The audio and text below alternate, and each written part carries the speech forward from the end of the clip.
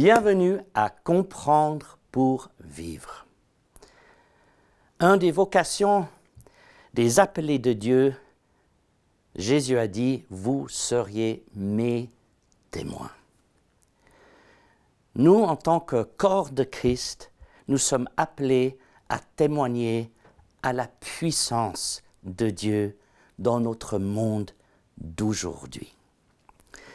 Les hommes disaient de Jésus qu'aucun homme parlait ou avait parlé comme lui.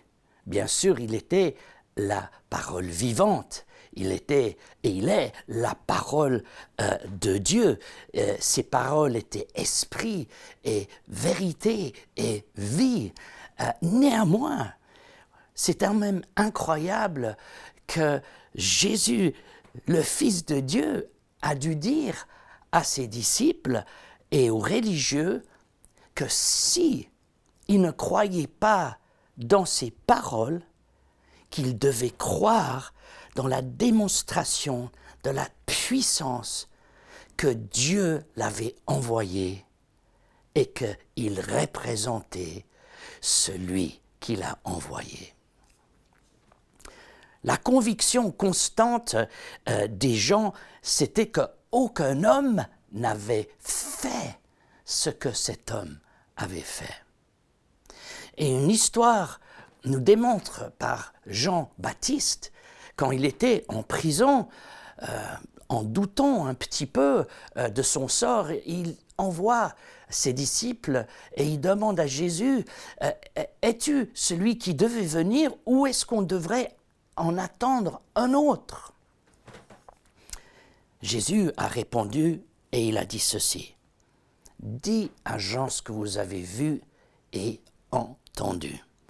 Les aveugles voient, les boiteux marchent, les lépreux sont purifiés, les sourds entendent, les morts sont ressuscités. » Voilà, Jésus a dit, « Voilà ce que je fais.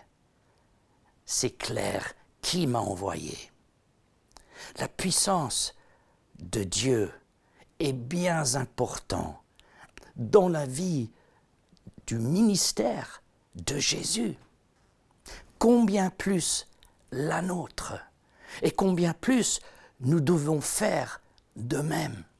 Et beaucoup de gens disent « Ah, mais tout ça, ça a arrêté après les disciples. Dieu n'a plus besoin de montrer sa puissance. » Ben moi, je vous dis, si Jésus lui-même, le Fils de Dieu, a dû dire aux hommes « Si vous ne croyez pas mes paroles, croyez au moins mes œuvres. » Alors combien plus nous, les chrétiens, 2000 ans après, nous devons pouvoir dire la même chose. Jésus il a dit ceci, « Celui qui croit en moi fera lui aussi les œuvres que je fais. » Mais il rajoute, « Mais il fera d'œuvres encore plus grandes. » Ceci est confirmé au long de la parole ensuite que Jésus était avec ses disciples et des signes, les miracles suivaient l'évangélisation des disciples. Voici les signes qui accompagneront ceux qui auront cru. C'est pour tout le monde. Dans les Actes des Apôtres, Paul nous dit de pratiquer les dons de guérison, les miracles et tout autre don que Dieu a mis à notre disposition. Pourquoi? Parce que l'évangile n'est pas simplement des belles paroles, mais la puissance atteste que Jésus-Christ est ressuscité et qu'il est vivant à travers son corps. Ça veut dire à travers moi, à travers toi. Jésus veut continuer son ministère aujourd'hui.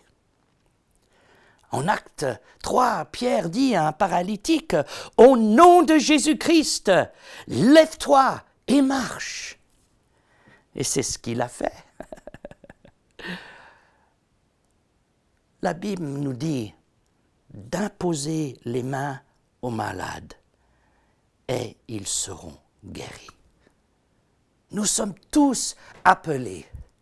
Si nous croyons, nous sommes tous appelés à faire les œuvres de Jésus-Christ dans le monde dans lequel nous sommes et de témoigner que Jésus-Christ est ressuscité, il est vivant par la puissance qu'il démontre dans la vie des gens. Bien sûr, Dieu veut faire le bien. Jésus voulait guérir, voulait aider, mais plus que cela, Jésus veut montrer sa puissance afin que les gens reçoivent quelque chose de bien plus important qu'une délivrance, qu'une guérison, mais qu'ils connaissent son salut, son pardon, une vie nouvelle, l'espérance de l'immortalité, qui est le message de notre Seigneur. La différence entre le christianisme et toute autre religion, c'est que le fondateur est vivant. Alléluia! Il est vivant. Et donc, il veut travailler avec chacun de nous pour montrer au monde qu'il est vivant. Moi-même, j'ai vu beaucoup de guérisons. Récemment, dans notre assemblée, nous avons un frère qui a souffert d'un anévrisme terrible dans le cerveau, éclaté. Les médecins disent, c'est fini, c'est fatal. En tant qu'Église, nous avons prié dans le nom de Jésus-Christ. Et aujourd'hui, ce frère, il est un miracle ambulant. C'est l'homme miraculé dans les hôpitaux de Genève. J'ai vu de mes propres yeux quelqu'un dans une chaise roulante pendant 18 ans. Et il a été dit, au nom de Jésus-Christ, lève-toi et marche. De mes propres yeux. Et cette personne marche encore aujourd'hui. Jésus est vivant. Il est là, maintenant. C'est merveilleux.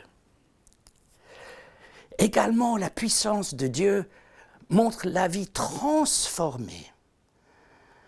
Moi, j'ai vu des gens, des alcooliques libérés d'un jour à l'autre. Des gens, des héroïnman qui ont été libérés instantanément. Ils n'ont pas eu besoin de prendre de médicaments. La puissance de Dieu se révèle dans les vies changées. Peut-être vous-même, vous êtes ce témoignage. Jésus est puissant et nous sommes des témoins de cette puissance. Moi, j'invite souvent les gens à venir à nos réunions, à nos services. Pourquoi? Parce qu'il a là le témoignage de quelque chose de merveilleux. C'est la présence de Dieu. Quand nous élevons le nom de Jésus-Christ, la présence de Dieu tombe. Et je peux vous dire, c'est des fois effrayant. Mais c'est merveilleux. Hommes et femmes viennent et ils savent, il a une présence. Il a quelqu'un. Et nous louons le Seigneur Jésus. Alors à eux de faire leur déduction. Mes amis, venons à Jésus aujourd'hui pour lui demander un peu d'audace et une onction pour témoigner de sa puissance, pour guérir ses mains. Levons nos mains. Seigneur Jésus, tu as dit qu'on imposerait les mains aux malades et qu'ils seront guéris. Alors, oins ses mains et donne-nous la foi dans le nom de Jésus-Christ. Et oins nos lèvres, Seigneur, afin que quand nous témoignons, ton onction vient. C'est merveilleux de savoir que nous pouvons témoigner de la puissance de Dieu parce qu'il est vivant. Comprendre pour vivre. C'est tout dans ce livre.